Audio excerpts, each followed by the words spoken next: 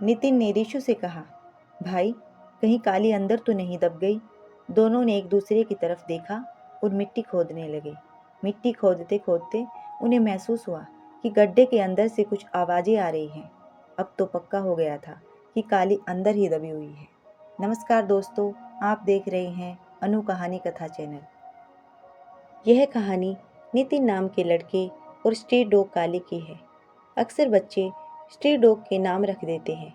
हमारी गली में भी स्ट्रीट डॉग के नाम रखे हुए हैं, जैसे काली, फ्लफी, लालू, ब्राउनी, शेरू आदि।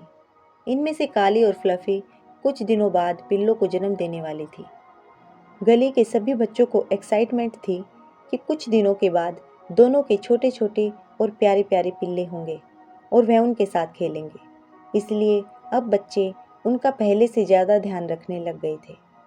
बच्चे जब स्कूल से आते तो सबसे पहले काली और फ्लफी को देखने जाते। जब तक वे उन्हें देख ना ले उनको चैन नहीं। कभी उनको रोटी तो कभी बिस्किट खिलाते। सच में बच्चों का मन बहुत साफ होता है और बच्चे भगवान का रूप होते हैं। एक दिन जब नितिन स्कूल से आया तो वह हमेशा की तरह स्ट्रीट डॉग को देखने गया। उसने देखा कि काली ने एक खाली प्लाट में जमीन खोदकर अपना घर, एक तिरछा गहरा खड्डा बनाया हुआ था और वह अपने घर के अंदर बैठकर आराम कर रही थी। वहीं कुछ दूरी पर दो सांड बैठे हुए थे और आराम कर रहे थे। फिर नितिन घर वापस आ जाता है। शाम के टाइम बाहर से कुछ आवाज़ें आ रही थी। नितिन भाग कर देखने गया तो देखा सांड आपस में लड़ रहे थे और कुछ लोग डंडे लेकर सांडों को वहां से भगा रहे थे। नितिन की माँ ने नितिन को घर बुलाया और समझाते हुए कहा कि तब तक आप घर से बाहर मत जाना जब तक सांड वहां से चले ना जाएं।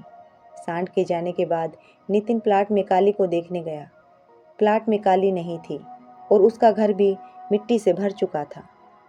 नितिन ने गली में सभी से काली के बारे में पूछा, लेकिन कुछ पता नहीं चला। नितिन ने काली को दूसरी गलियों में जाकर भी ढूंढा, लेकिन वह उसे कहीं दिखाई नहीं दी। घूम फिर कर नितिन घर आ गया और अपनी माँ से बोला, माँ आज काली नहीं दिख रही, कहाँ चली गई? उसकी माँ ने कहा, और कहाँ जाएगी, यहीं कहीं होगी, गर्मी ज़्यादा है, कहीं छाँव में बैठी होगी।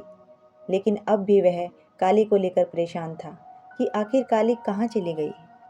फिर नितिन और ऋषु उसी खाली प्लाट में चले गए जहाँ काली का घर था।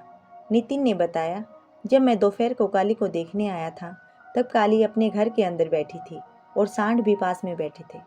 नितिन ने ऋषु से कहा, भाई कहीं काली अपने घर के अंदर तो नहीं दब गई। दोनों ने एक दूसरे की तरफ देखा और दोनों मिट्टी खोदने लगे। मिट्टी खोदते खोदते उन्हें महसूस हुआ कि गड्ढे के अंदर से कुछ आवाज़ें आ रही हैं। अब तो पक्का हो गया कि काली घर के अंदर ही दबी हुई है। अब नितिन ने अपने छोटे दादाजी को और पास में रह रहे शिवम भैया को बुलाया और उन्हें सारी बात बताई। अब तो चारों ने मिलकर मिट्टी को हाथों से खोदना शुरू कर दिया था। नितिन व ऋषु काली को जोर जोर से आवाज़ लगाकर कह रहे थे कि तू चिंता मत कर, हम जल्दी ही तुझे गड्ढे से निकाल लेंगे। आखिर सभी ने मिलकर काली को गड्ढे से निकाल लिया। काली को सुरक्षित देखकर सभी ने चैन की सांस ली और भगवान का शुक्रिया किया कि काली की जान बच गई।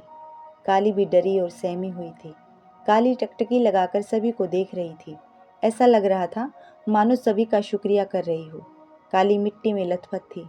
कपड़े से काली की मिट्टी को साफ किया, उसको पानी पिलाया और रोटी खिलाई। अब बच्चों ने दादाजी के साथ मिलकर काली का घर दोबारा बनाया। दादाजी ने कहा, अब तुम सब अपने अपने घर चले जाओ और काली को यहीं पर आराम करने दो। सभी अपने अपने घर चले गए क्योंकि शाम हो गई थी। देर रात तक नितिन अपने मम्मी पापा से काली के बारे में ही बातें कर रहा था।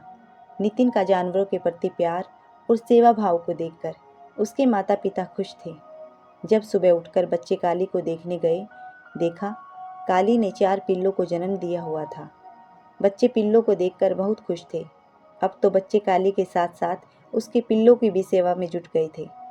दोस्तों, इस कहानी से हमें यह सीख मिलती है कि हम सभी को जानवरों के प्रति सेवा भाव और दया भावना रखनी चाहिए।